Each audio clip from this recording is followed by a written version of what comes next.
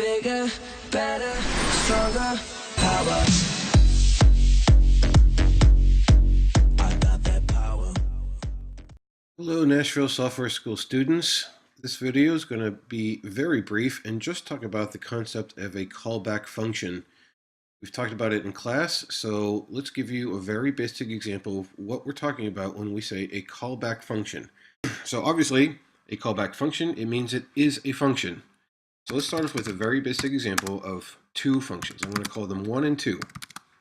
Write those out for you here.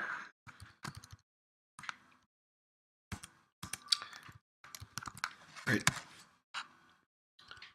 So we can invoke function 1 like so. Remember, invoking a function, it's just parentheses after it.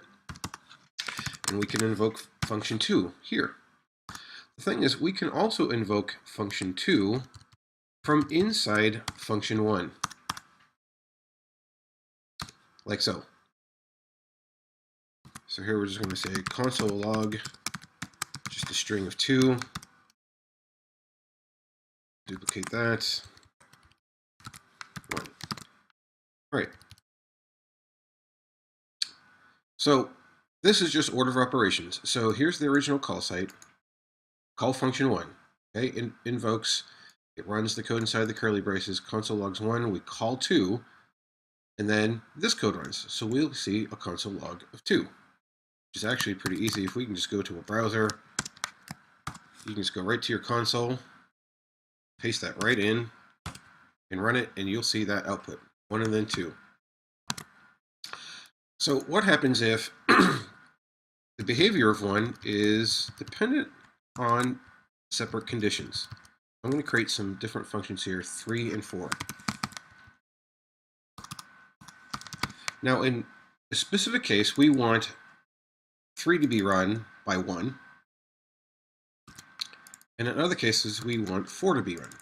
So what we're going to do is we're actually going to pass which method or which function that 1 is going to execute. Instead of explicitly saying 2, we're going to give it input.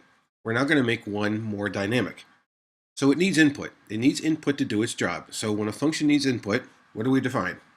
That's right, an argument. So we're going to call it function to invoke. Okay? So when we do invoke 1, since we're defining an argument, it needs input. Down here, we need to provide it input.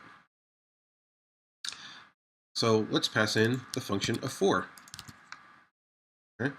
So this function reference is stored inside the variable 4. Let's get passed up into here. Okay? So this runs, it basically becomes var function to invoke equals 4. That's kind of what JavaScript does behind the scenes. So function to invoke. Since that is, in this specific case, we're passing in 4. So this actually becomes the 4 method. That becomes 4. So we're basically just saying all 4.